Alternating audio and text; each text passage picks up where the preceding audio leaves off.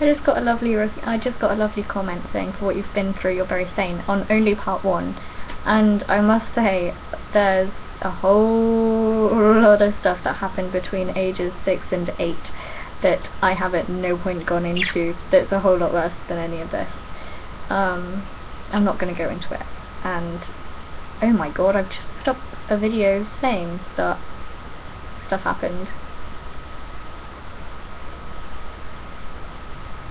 I hope no social services find this. I mean, they know, but I'm not gonna say anymore. Yeah. It doesn't matter, that stuff isn't documented in this letter anyway.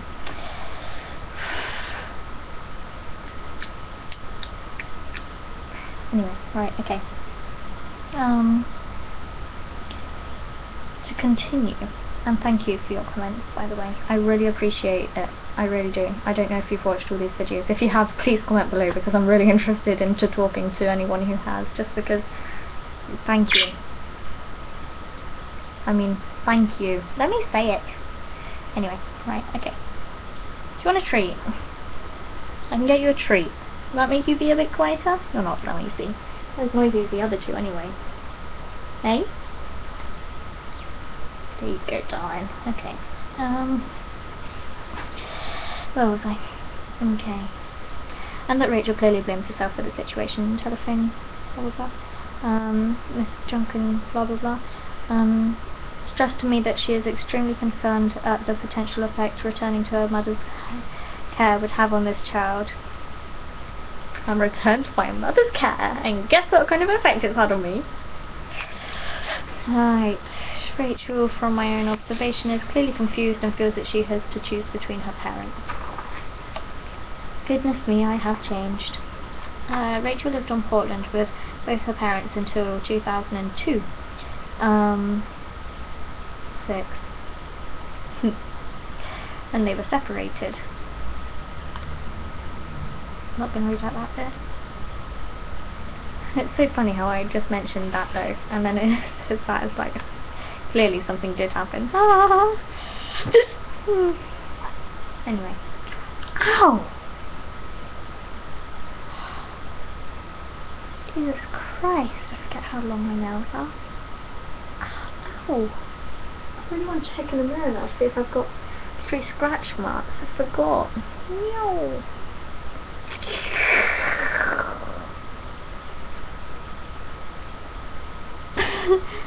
Okay, concerns have been raised in regard. Oh yeah, we've gone through this bit. Blah blah blah blah blah blah blah blah blah blah blah blah blah blah blah blah blah. Since January 2006, Rachel has lived with her father. Blah blah blah blah blah blah blah blah. It is evidence from previous social work files that Mrs. Wellman's use of alcohol has been a long-standing issue, of which it would appear Rachel has witnessed and been aware of from a very young age. Try in her womb. Rachel is 10 years of age and is currently residing with her father, which was until recently in Poole, Dorset. Following the ending of Mr. Wellman's relationship, Rachel and her father are residing at his sister's address on Portland. You should have seen us there. We were so cooped up. I have 12.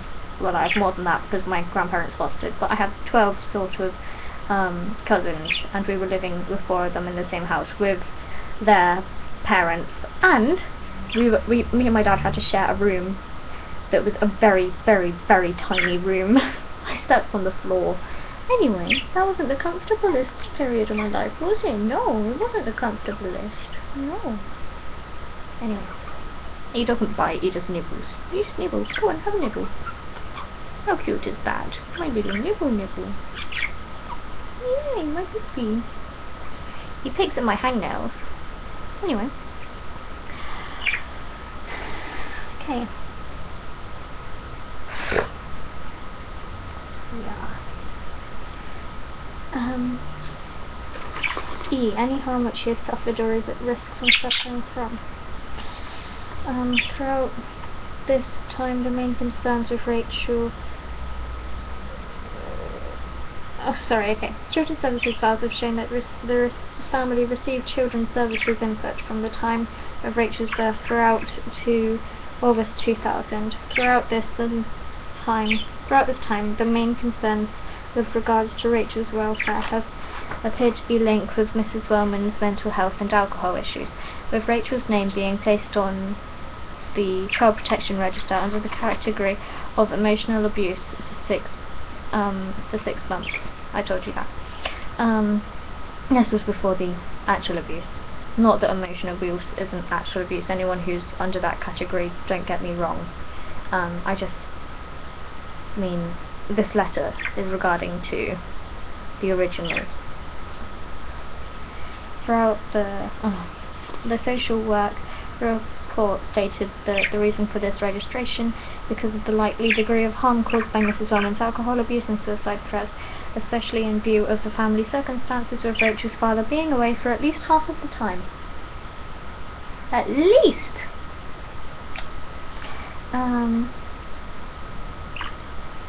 Blah blah. Blah blah. Blah blah. Okay. During our joint interview with Rachel, she alleged that her mother had physically assaulted her on at least 10 occasions. On each occasion, her mother had been to the pump and was drunk. Rachel alleged on several occasions her mother had pulled her to the ground by her hair. I don't know why she liked doing that. On a separate occasion, Rachel alleged her mother had bitten her left cheek following an argument. Yep, there's a big bruise. On another occasion, Rachel alleged her father had kicked her right shin, thrown her across her bedroom and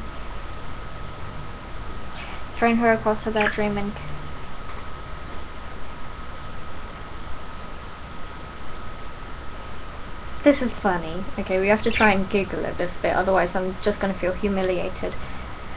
Had thrown her across her bedroom and kicked her bottom. Which hurt a lot more than it seems. Rachel had stated that her mother went to the pub nearly every day of the week except Mondays. She is there approximately 4 p.m. to 9 p.m. except it was earlier than that, because she often left at lunchtime, so I used to come back to a note on the fridge, if I was lucky. I like notes.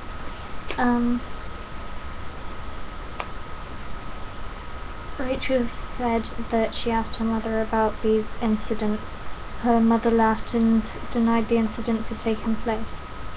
It was concluded that concerns for Rachel's safety would resurface should Rachel return to the care of her mother. Rachel has discussed her past experience with Helen Duncan Jordan and Rachel Baker, which is consistent with the above account given by Rachel in the joint interview dated 3rd of February 2006.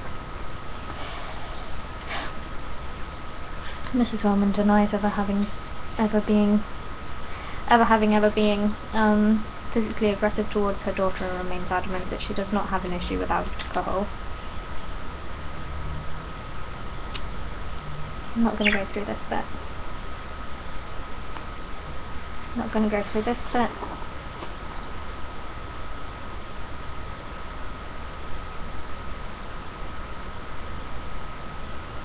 Oh, Dad.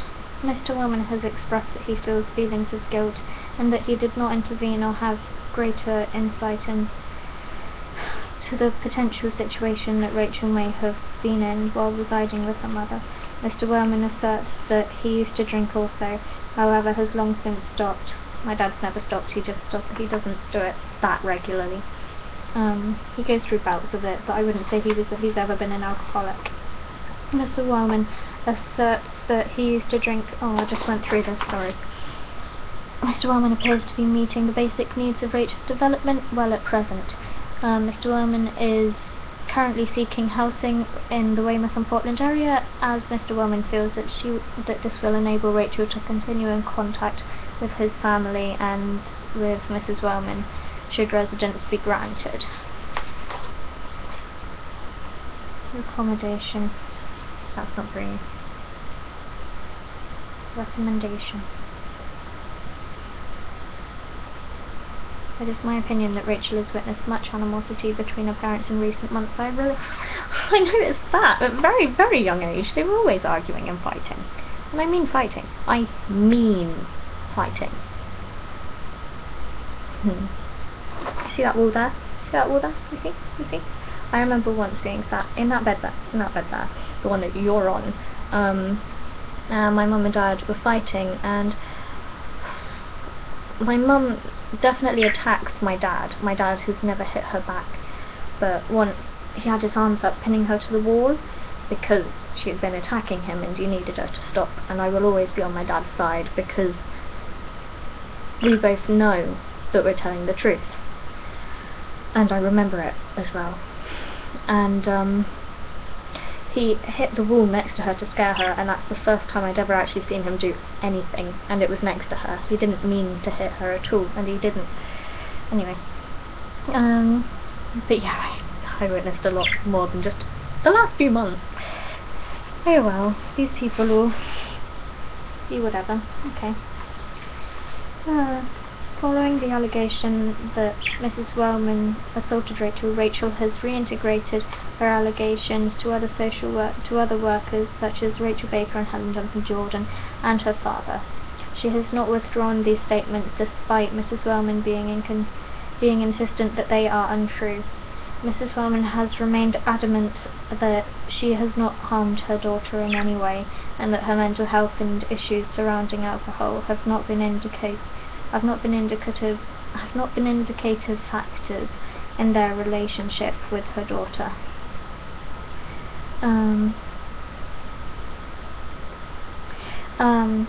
From my observations of Rachel, she presents as being exceptionally articulate for her age, and the use of words and vocabulary is very adult-like, which may indicate that Rachel is used to functioning at a more adult level. Yay! I don't understand how they expect a 10-year-old to talk. Okay, I get it now. Okay, I get it now. Do I get it? Now I talk a bit like a 10-year-old. What do you think?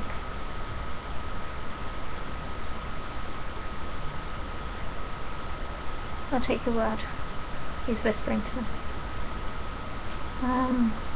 Okay.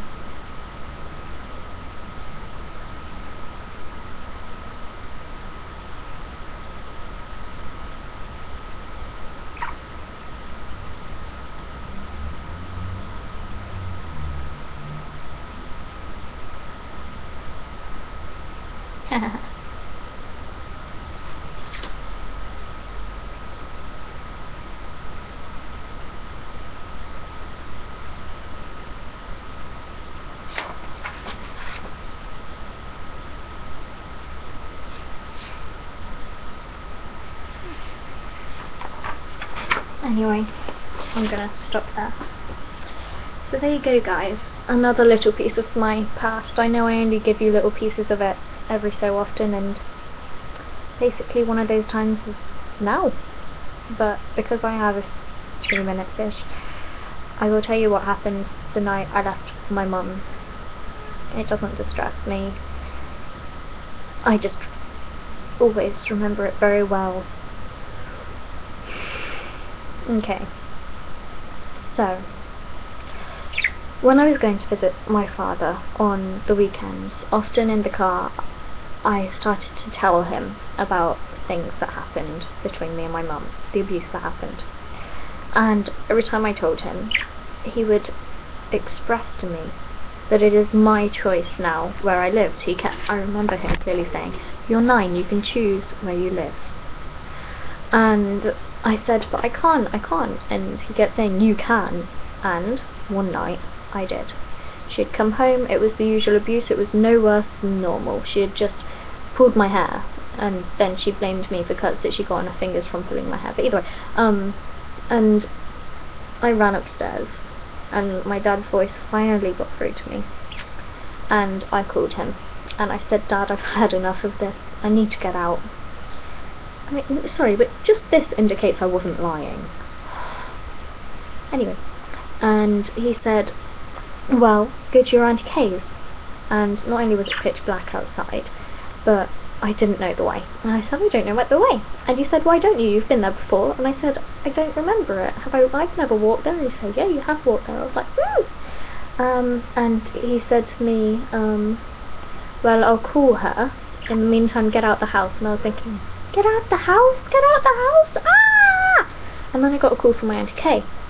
and she said, okay, we're going to meet you outside Co-op. So I thought, okay, I'll meet her outside Co-op, I can do that.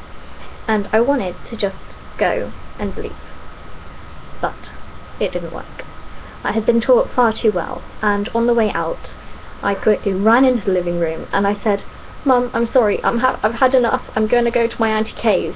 This is when I was like 9 and or 10, I don't remember, or well, 2006, so I had just turned 10, and I then ran out and I knew she was going to follow me, and I ran to the Co-op, and it isn't that far away from my house, so this didn't go quite as well as I'd imagined, and so I could actually see my house from the Co-op. That's how close it is. I just had to sort of look through the trees of a park and I could see my house, and I saw my mum leave it, and I sort of stood out of view, and then she sort of disappeared, and I thought, where's she gone? And I looked around the corner and she was talking to her friend called Julie, and then I sort of stood, and I stood back so they couldn't see me, and I waited, and I was like, ah! And then Julie came over to me, and she acted like she hadn't been talking to her mother, and I humoured her and I acted like I hadn't noticed she was talking to my mother. And she went, oh, he must be so cold, what are you doing here at this time of night? You're not going to the Co-op, are you? Etc, etc. And I went, no, and she went, oh, you're so cold, here, have my jacket. I went, no thank you, I'm fine. Oh, come on, just have my jacket. Look, I'm meeting someone, no thanks. And she went, look, no, don't be silly. And she put a jacket, she didn't put it on me, she wrapped it round me, and she held me like that, so her arms were just wrapped around me like that, holding me to her, like, so my back was facing her front, like, ah! And, yeah, and I was like, ah! Trying to wriggle away, and she was trying to drag me back to my mum, and then my Auntie Kay showed up, and my Uncle Henry, and they pulled up, and I managed to wriggle away from Julesy, my mum's friend, and my Auntie Kay was running towards us, and she was going, let go of my niece, and I was like, ah! And I ran towards her, and I clasped her around the middle, and I was going, please don't make me go back to her, please don't make me go back to her, like crying my eyes out. And Auntie Kay said, we won't dare. And Julesy was like, let's all go back to my place for a cup of tea. And we all went to Julesy's place. That's me, my Uncle Henry, my Auntie Kay, Julesy and my mum. And we all went back there. And they all had arguments, and I was sat on my Auntie Kay's lap, I think, in Julesy's living room, with Julesy's husband wandering around in a dressing gown.